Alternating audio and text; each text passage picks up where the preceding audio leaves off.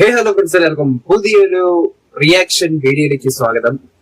അങ്ങനെ ദൃശ്യം 3 ട്രെയിലർ ഇറങ്ങിയിരിക്കുകയാണ്. ഇനി എത്ര പാർട്ട് കാണുമെന്ന് എനിക്കറിഞ്ഞൂടാ. ഇനി എപ്പോഴും ആ വരുന്ന അസ്ഥികൂടത്തിന് നീതി കിട്ടുമെന്ന് നമുക്ക് കണ്ടറിയാം. 3ാമത്തെ പാർട്ട് വരെ എത്തി. ഇനി ഇതിന്റെ 4ാമത്തെ പാർട്ട് ഇനി കാണുമെന്ന് എനിക്കറിഞ്ഞൂടാ. ചിലപ്പോൾ 4-5 കാണാൻ എനിക്ക് പറയാൻ പറ്റില്ല. സോ ഫ്രണ്ട്സ്, അങ്ങനെ ടീസർ ഇറങ്ങിയായിരുന്നു. ടീസറിൽ വലുതായിട്ടൊന്നും ഇല്ലായിരുന്നു. ഫസ്റ്റ് പാർട്ടിലെ കാര്യങ്ങൾ തന്നെയാണ് വീണ്ടും പറഞ്ഞുകൊണ്ടിരുന്നത്. അതിൽ എന്തായാലും ട്രെയിലർ കണ്ടുനോക്കാം. എന്തെങ്കിലും പുതുമയായിട്ട് എന്തെങ്കിലും മാറ്റങ്ങളൊക്കെ നമുക്ക് കണ്ടുനോക്കാം. ദൃശ്യം 2 കരിച്ചു കളഞ്ഞില്ലേ മറ്റേ ആ രാസെന്തോ ഒഴിച്ച് അവസാനം ഇതാക്കി കളയാനില്ല. ഇനി എന്താണ് നടക്കാൻ പോകുന്നത് നമുക്ക് കണ്ടറിയാം. എന്തായാലും ട്രെയിലർ ഇറങ്ങിയിട്ടുണ്ട്. ഒരു മണിക്കൂർ ആവാൻ പോകുന്നേ ഉള്ളൂ.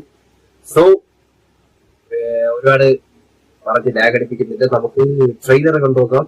ഹെഡ്ഫോൺസ് മുഖ്യം. So 3, 2, 1 go. Use headphones four better experience. നിങ്ങൾ എല്ലാവരും ഒരു റിയാലിറ്റി അക്സെപ്റ്റ് ചെയ്യും.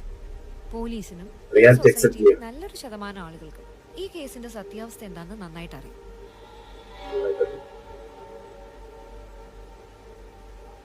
ആശീർവാദ് ചുമ്മാതാണോ പോലീസുകാർ പോലും മോഹൻലാൽ ജോർജോട്ടി തന്നെയല്ലേ പറഞ്ഞത്, പ്രശ്നങ്ങളൊക്കെ തീർന്നു, ഇനി പേടിക്കാൻ ഒന്നുമില്ലെന്ന്.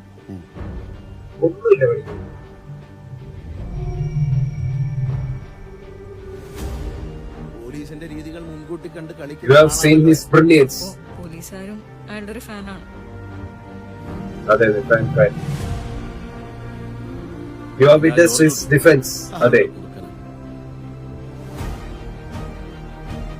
But you never saw.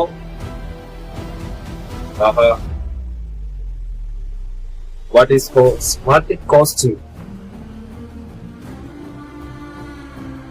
ഈ ആക്സിഡന്റ് കാര്യം എന്താ അവരോട് പറയാൻ പറ്റാതെ? അവരെ രക്ഷിക്കാൻ പറയാൻ പറ്റാതെ ഞാൻ ഈ ചെയ്ത കാര്യങ്ങളൊക്കെ കാണുമ്പോൾ അവരുടെ അച്ഛനൊരു ക്രിമിനലാണ് എന്നൊരു തോന്നലുണ്ടായാൽ അവരങ്ങനെയൊന്നും ചിന്തിക്കില്ല. ഞാൻ തന്നെ അങ്ങനെ ചിന്തിച്ചു തുടങ്ങി. പിന്നല്ലേ ജിത്തു ജോസഫ് സർ, ഇപ്പോഴല്ലേ നമ്മുടെ മീഡിയ ഇൻവെസ്റ്റിഗേഷനിലൂടെ ജീവൻ വെച്ച് തെളിയിക്കപ്പെട്ട എന്തോരം കേസുകളുണ്ട് സർ. അവരാരാണെന്ന് മനസ്സിലാക്കാൻ എന്തെങ്കിലും സൂചന തരാൻ പറ്റും? I want his full file on my desk as soon as possible.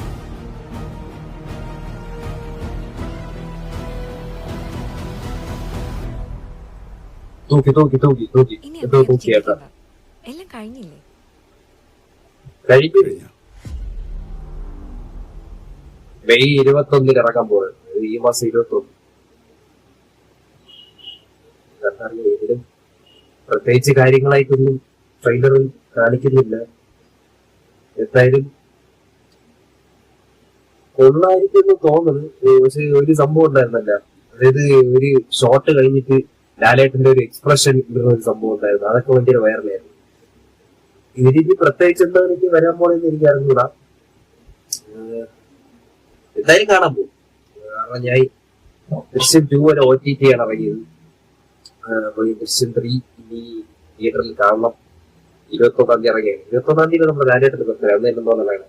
അന്ന് തന്നെ ഇറങ്ങി 21. മേക്കിംഗ് അടിപൊളിയായിരിക്കും. കണ്ടിട്ട് കാണുമ്പോ തന്നെ അറിയാം അടിപൊളി മേക്കിംഗ് ഒക്കെയാണ്. എന്തായാലും പടം കത്തും. കാരണം ദൃശ്യമാണല്ലോ. ദൃശ്യമായതുകൊണ്ട് കത്തും. മോഹൻലാൽ എന്ത് പറ്റും, തിരിക്കോ അല്ലെങ്കിൽ വീണ്ടും ആ കേസിങ്ങിലൊക്കെ തള്ളി പോകുന്നൊക്കെ നമുക്ക് ഇനി കണ്ടറിയാം. ശരിക്കും തള്ളി എത്ര നാൾ പോകുന്ന എനിക്കറിഞ്ഞൂടാ. പിന്നീട് കഴിഞ്ഞ പാർട്ടിന്റെ വേറെ 2 പേരായിരുന്നു സീക്രട്ട് ആയിട്ട് ഇൻവെസ്റ്റിഗേഷൻ നടത്തിക്കൊണ്ടിരുന്നത്. ഇപ്രാവശ്യം പുതിയ 2 പേര് വന്നിട്ടുണ്ട്. അപ്പൊ ഇനി അവരായിരിക്കും ഈ ഇൻവെസ്റ്റിഗേഷൻ കണ്ടുപിടിക്കുന്നത്. എന്തായാലും എനിക്ക് അറിഞ്ഞൂടാ, പറയാൻ ഇരിക്കും പറഞ്ഞൂടാ. No hate only. എന്തായാലും പടം കത്തും. ലാലേട്ടന്റെ പടമില്ലേ. അപ്പൊ ഈ പറഞ്ഞ പോലെ തന്നെ ലാസ്റ്റ് ലാലേട്ടൻ ഇങ്ങനെ ഫോണിൽ നോക്കി എന്തോ അന്തം വിടുന്നുണ്ട്. ഇനി എന്തെങ്കിലും CCTV ദൃശ്യങ്ങളാണോ ആരെങ്കിലും എന്തെങ്കിലൊക്കെ ഇതിനൊപ്പം മറ്റേ ലാസ്റ്റ് ക്ലൈമാക്സ് ഒക്കെ എന്തോ ആസിഡിന്റെ കാര്യമൊക്കെ ഇത് പറയുന്നത്. അപ്പം മറ്റേ എല്ലി കരിച്ച് കളയുന്ന വലിയ കാര്യങ്ങളൊക്കെ എടുത്ത് പറയാൻ പറ്റില്ല. കണക്ട് ചെയ്യാൻ പറ്റില്ല. എന്തായാലും ഇതൊരു കൺക്ലൂഷൻ ആയിരിക്കുമോ എന്ന് ചോദിച്ചാൽ എനിക്ക് അറിഞ്ഞില്ല. കൺക്ലൂഷൻ ആണോ എന്തോ ഈ ദൃശ്യം സീരീസിന്റെ.